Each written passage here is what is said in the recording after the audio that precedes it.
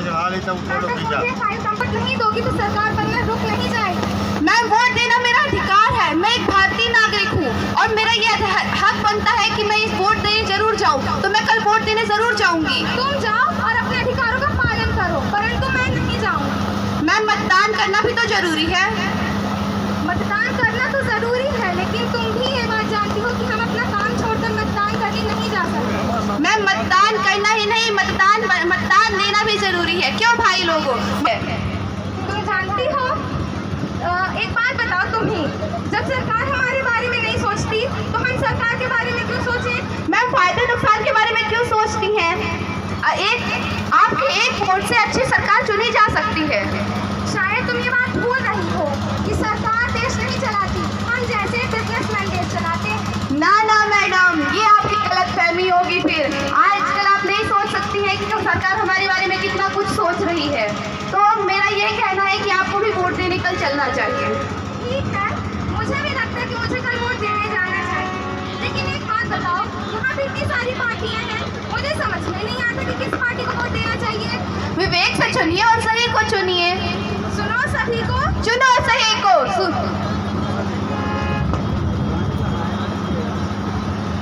क्या बात है भाइयों, सवेरे सवेरे हम सबको काहे खातिर बुलाए हो?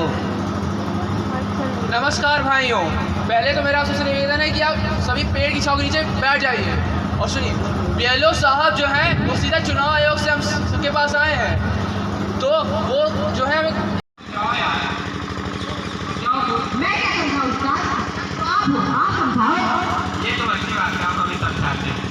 देखिए भैया, वोट डालना आपको अच्छा रोजगार देगा, अच्छी आपको शिक्षा की व्यवस्था देगा। आप अपने गांव से शहर आके आपको नहीं रहना पड़ेगा। हाँ, हम समझ गए। अगर हम अपने गांव वोट डालने जाएंगे तो हमें रोजगार के लिए दूसरे शहर में नहीं जाना पड़ेगा। बिल्कुल, मेरी बहन को भी शिक्षा के लिए दूसरे शहर नहीं जाना पड़ेगा। मतलब मैं अपने गांव में भी पढ़ सकूंगी? हाँ बहन, हमारा गांव विकास करेगा और हम वही रोजगार और शिक्षा वही प्राप्त कर पाएंगे। हाँ, अब हम जरूर वोट डालने चलेंगे भैया। चलिए चलते हैं। चलो, आने वाली 26 तारीख को आप सभी अपने नजदीकी मतदान केंद्र में जाकर अपना अपना मूल्य वोट अवश्य दें। इसीलिए तो कहते हैं सारे काम छोड़ दो, सबसे पहले वोट दो। पर है और इस बार का जो चुनाव है वो पिछली बार की तरह ईवीएम पर होगा।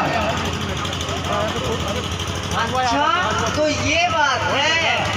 हाँ, ये अब से स्वतंत्र भारत का हर वह नागरिक जो इस साल की जनवरी से 18 वर्ष या उससे अधिक आयु का हो गया है, वह अब संवैधानिक रूप से वोट देने का अधिकारी बन चुका है। तो पर महत्वपूर्ण बात यह है कि आपका वोट ही आपका प्रतिनिधि चुनेगा और वही प्रतिनिधि लोकसभा में जाकर आपकी जरूर उपयोग करें, वोट जरूर दें। आइए लोकतंत्र का पर्व धूमधाम से मनाएं। देश के प्रति